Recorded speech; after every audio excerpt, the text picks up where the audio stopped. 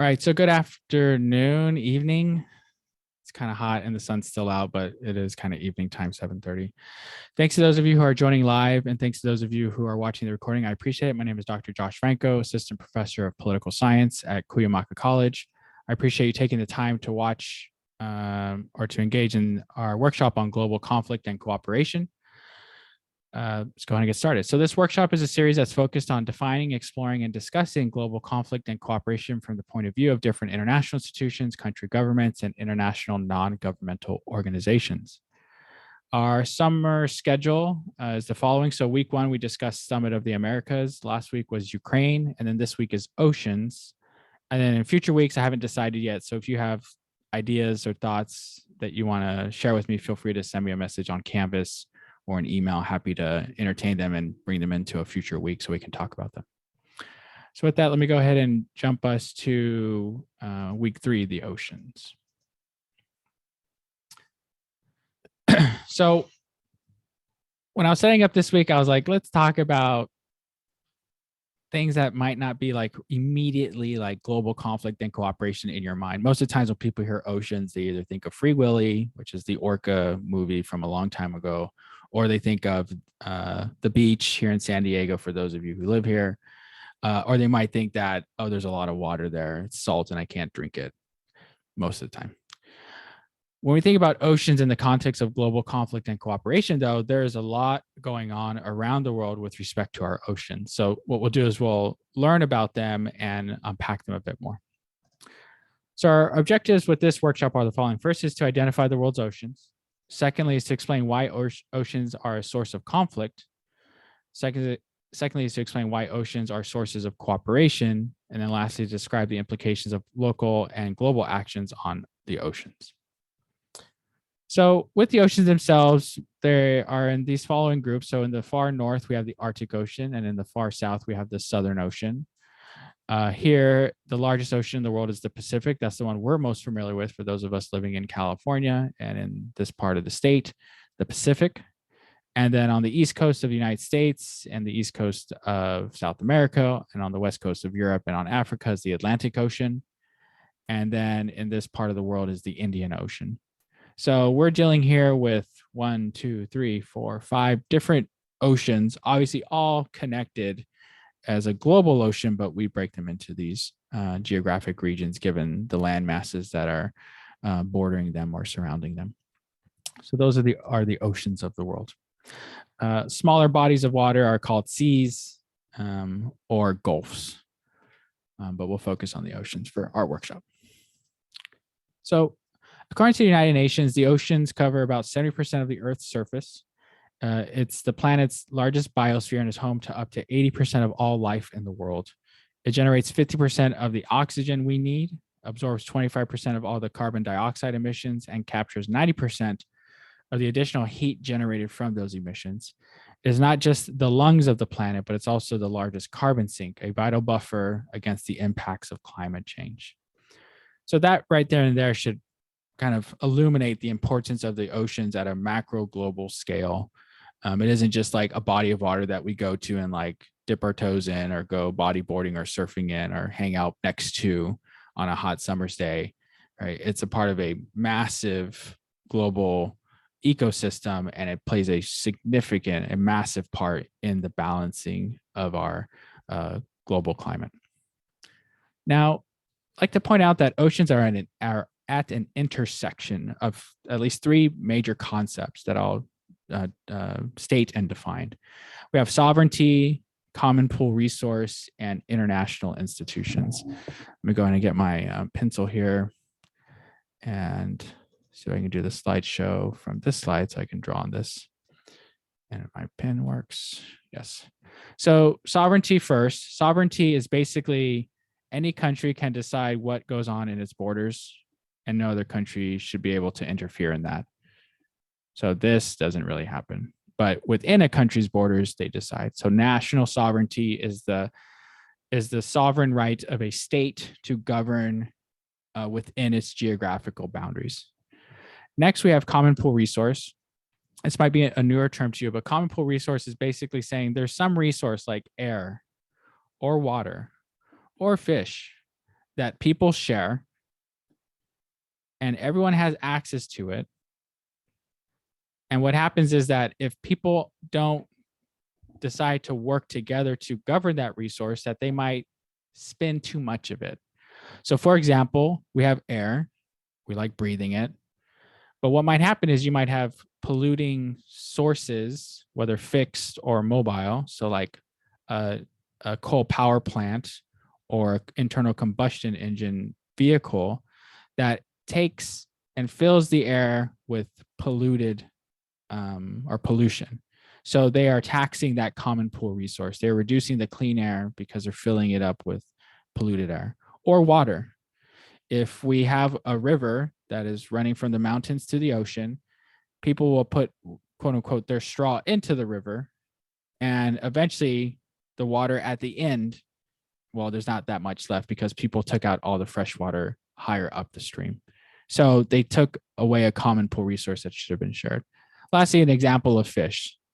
If you have a body of water that has 100 fish and you need 50 of them to continually reproduce the next generation of fish, people should agree to fish up only 50 of them because you need the other 50 to reproduce. But once people start to take the 51st fish, the 52nd fish, and so on, now you're depleting this common pool resource. Lastly, you have international institutions. So when we think of international institutions, most of the times we come to our mind like United Nations. Maybe you think of the WTO, which is the World Trade Organization, maybe the World Bank, maybe the International Monetary Fund, other things that you're learning about if you take an international relations course. But for the most part, international institutions are beyond any single country's government. Either country governments are members of them and they help form these international institutions, or the international institutions kind of develop their own capacities over time. So in our case, oceans are at the middle of these three intersecting major themes in the area of global conflict and cooperation. So we'll unpack these further and apply them. So first we'll talk about governing oceans. Now you're saying governing oceans, like there's governments that control oceans? No, not necessarily, but there are international institutions that help to facilitate sovereign governments engaging with one another to cooperate on areas related to the oceans that are of mutual concern of interest.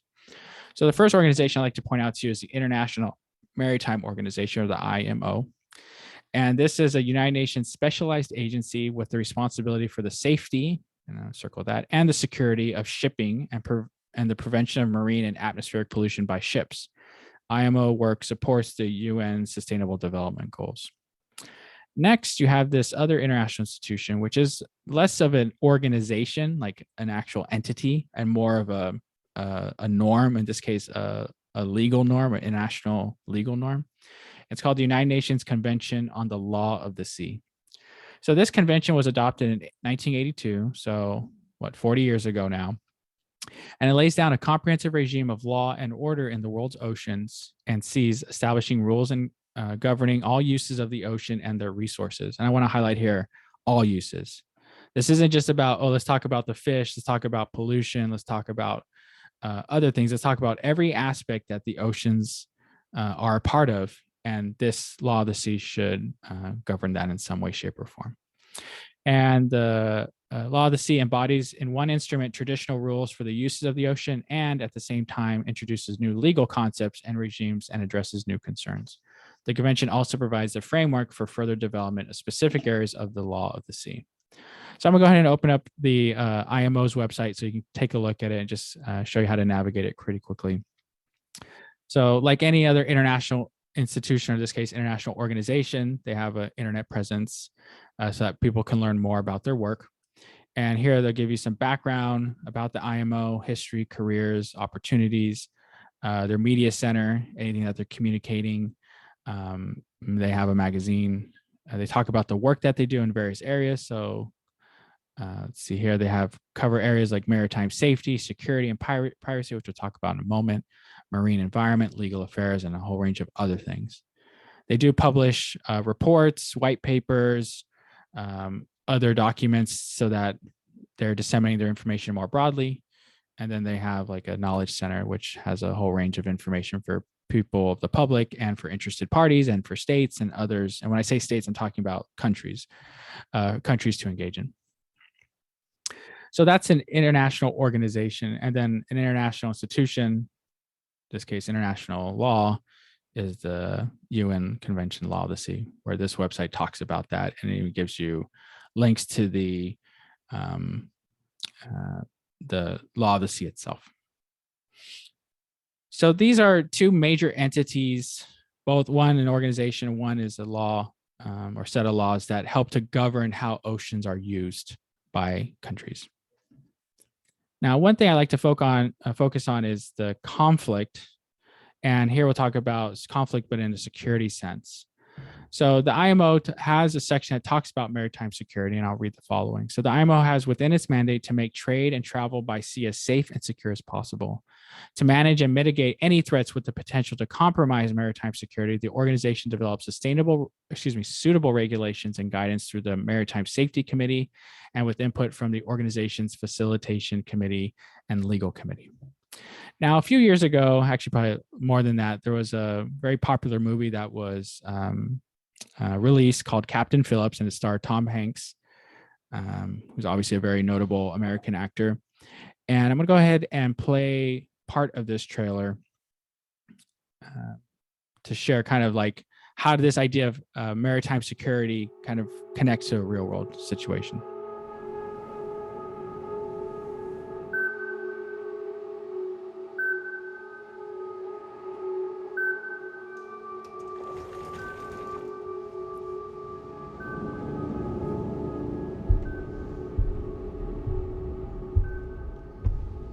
Everything okay? I don't like the look of that. They're coming in fast.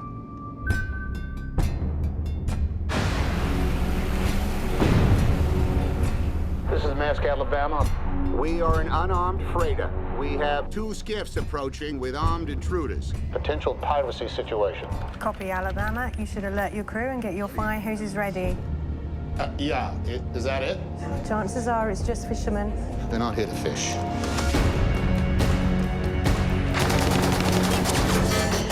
Shots fired! Take the hoses! This is not a drill. This is a real-world situation.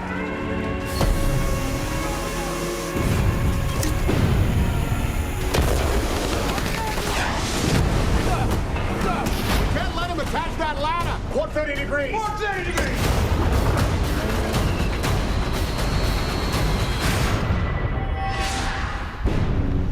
Listen up. We have been boarded by armed pirates. If they find you. Remember, you know the ship. They don't. Stick together. And we'll be all right.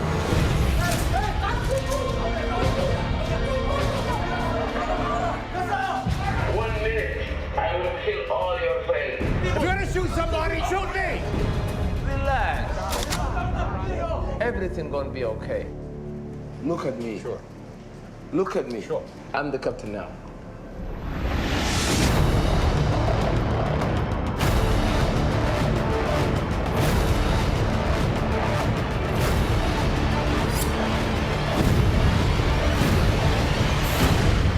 Captain Phillips, can you hear me? Captain Phillips, can you hear me?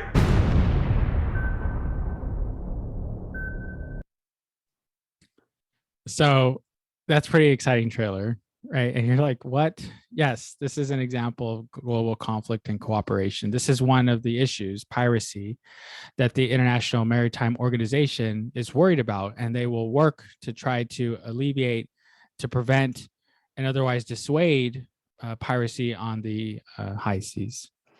And so this is just one example of the type of conflict that we see that happens in the oceans. Next is conflict environmental. Point out 2 very important examples: the 1989 Exxon Valdez oil spill, and then the 2021 oil, acid, and plastic disaster in Sri Lanka.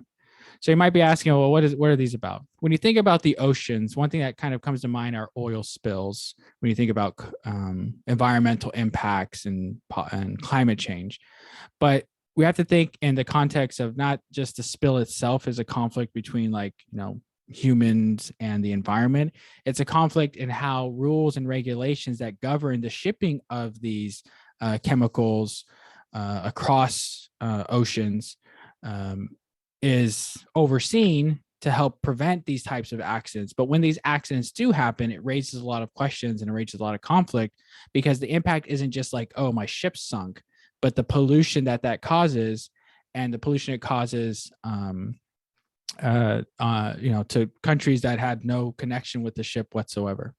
So I'm gonna go ahead and open up this first link about the Exxon Valdez oil spill. I'm gonna go ahead and have the computer read us just the first two paragraphs of this.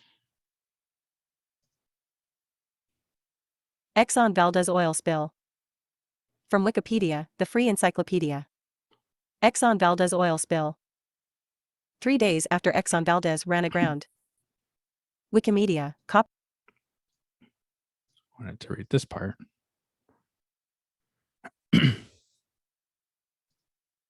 The Exxon Valdez oil spill occurred in Prince William Sound, Alaska, on March 24, 1989. Exxon Valdez, an oil supertanker owned by Exxon Shipping Company bound for Long Beach, California, struck Prince William Sound's Bligh Reef, 1.5 miles, 2.4 kilometers, west of Tititlek, Alaska at 12:04 a.m. and spilled 10.8 million U.S. gallons, 257,000 bbl, or 37,000 tons, 1, of crude oil over the next few days. 2. The Exxon Valdez spill is the second largest in U.S. waters, after the 2010 Deepwater Horizon oil spill, in terms of volume of oil released. 3. 4. Prince William Sound's remote location, accessible only by helicopter, plane, or boat, made government and industry response efforts difficult and made existing response plans especially hard to implement. The region is a habitat for salmon, sea otters, seals, and seabirds. The oil, extracted from the Prudhoe Bay oil field, eventually affected 1,300 miles, 2,100 kilometers, of coastline, of which 200 miles, 320 kilometers, were heavily or moderately oiled. 2. So this Wikipedia page goes on to describe, the cleanup, the major effects, the political consequences, the economic and personal impacts, and to describe how there was a reaction by the United States, but the global community, to say, how do we help prevent this type of natural disaster in the future? And there was a debate about it. It wasn't just like, oh, wow, like we all agree that we don't want this to happen again. Most people would say that, but then when you get to the mechanics, you start to say, well, maybe these large ships can't come this close to harbors or to the coastline because of these potential reefs, or that they can't go into this region anymore because it has an environmentally sensitive habitat. So if there's any future oil spill, it can cause massive devastation to the ecosystem and wildlife. There might have been conversations about that, the safety of the ship itself, or how the captain or the crew were navigating these waters, and maybe there was some personnel issue involved. The bottom line is, anytime you have a natural natural human-made disaster, people are asking questions. And when it happens on the seas, you're not just going to have one or two countries involved or one or two private companies involved. You're going to have a global community involved, because they want to use that as a learning experience to prevent it in the future. The next conflict I like to point out, this is more recent, is this oil, acid, and plastic pollution disaster in the Indian Ocean near the country of Sri Lanka. So we'll go ahead and play, let's see, I'll play this first couple of paragraphs here. It's visible in satellite images from just off Sri Lanka's coast, a thin gray film that snakes 3 kilometers out to sea before disappearing into the waves. Marker buoys have been deployed around the periphery of Express Pearl to create a 50-meter safe zone around the wreck. The slick is a visceral reminder of what observers say is a slow-motion environmental disaster, one of the worst in the country's history, and of the mammoth effort that will be needed to clean it up. This is the biggest environmental catastrophe to hit Sri Lanka since the 2004 Indian Ocean tsunami, said Thamarukudil Muralidharan, the operations manager of the Crisis Management Branch with the United Nations Environment Program, UNEP. Thamarukudil is among more than a half-dozen UNEP experts advising Sri Lanka's government on how to contain the toxic fallout from the Express Pearl, which was carrying 81 containers of dangerous goods when it sank in June, according to its owner, Express Feeders. The ship's cargo included 25 tons of nitric acid, 348 tons of oil and, according to independent estimates, up to 75 billion small plastic pellets known as nurdles that has created a pollution crisis, one that could plague Sri Lanka for years. This is a toxic ship, said Hemantha Withanage, executive director of Sri Lanka's Center for Environmental Justice, an advocacy group. This will be a long-running disaster. So this article goes on to describe what happened, its impact, the different types of pollution, and how the country of Sri Lanka and the international community is responding to it. And so I'm going to post a link in the chat so you can check those out at your leisure. But it's just, again, this environmental disaster, you might see it and say, okay, wow, ship ran afoul, it's hurting a country. Where's the conflict? The conflict is that the government of Sri Lanka is saying what's going on. The shipping company is saying, whoa. The global community is saying, how did this happen? And how do we prevent it in the future? And it's not like they all agree. Again, there'll be these nuanced debates. What about the crew? What about the ship? What about the containers? What about this? What about that? And before you know it, there's going to be a healthy debate and conflict about how you prevent these types of catastrophes in the future. So with that, I'd like to go and pivot us over to an example of cooperation. So this week, the United Nations is hosting its UN Ocean Conference in Lisbon, Portugal. And it's hosted by, in this case, the country governments of Kenya and Portugal. And it's at a critical time when the world is seeking to address many of the deep-rooted problems that laid bare because of the pandemic. And at the same time, how do we, as a global community, help achieve our what's called the SDGs, or the Sustainable Development Goals? So go ahead and open up the conference page for this, and we'll play a short clip about it, and we'll get to our implications. So this is about a week-long conference. Typically open to the public, or at least there's no fee charged. And let's go ahead and have this played for us. I'll pause it and I'll start at the beginning.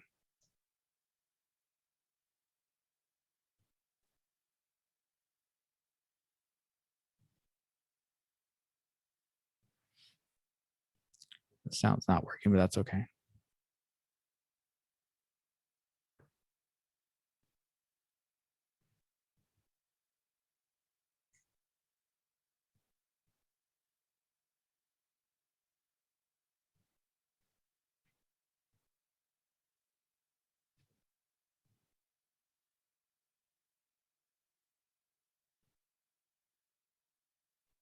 So this conference page goes on to describe, how you could participate, questions and answers, signing up for email updates, what's going on at the conference as we speak, and the importance of it. And essentially, it's arguing that we have to treat the oceans as a global calamity that we have to prevent because we are causing it. And say we as humans. And so they go on to describe and share all these different resources and actions that are being taken. So when you think about global cooperation around the oceans, it has to truly be global. Obviously, some countries that share oceans or share smaller areas like seas and gulfs will try to work together to resolve their challenges. But in the most macro sense, when we realize just how important the oceans are to our global climate and to the environments and to the way of life that people have all over the world, you have to think about it from this global perspective and work together at a global level. And so this is a prime example of cooperation and how it's very challenging. So with that, what are some of the implications of all this? The first is that oceans are massive and they involve every country that borders an ocean and even those that don't. And ocean governance is challenging since it functions at that intersection of country sovereignty, common pool resources, and international institutions. So all in all, when we think about the oceans, we can see them as like a nice place to be where we know that fish come from, that the whales live in, that there's beautiful sea life. We can also think about them as sources of conflict and cooperation. And at the same time, knowing that we have our place to protect them and to promote their health, not only for the ocean itself, but for all of life on the planet. So with that, I'll go ahead and stop our recording. Thanks for listening in, and we'll have a brief discussion, and then we'll call it a night.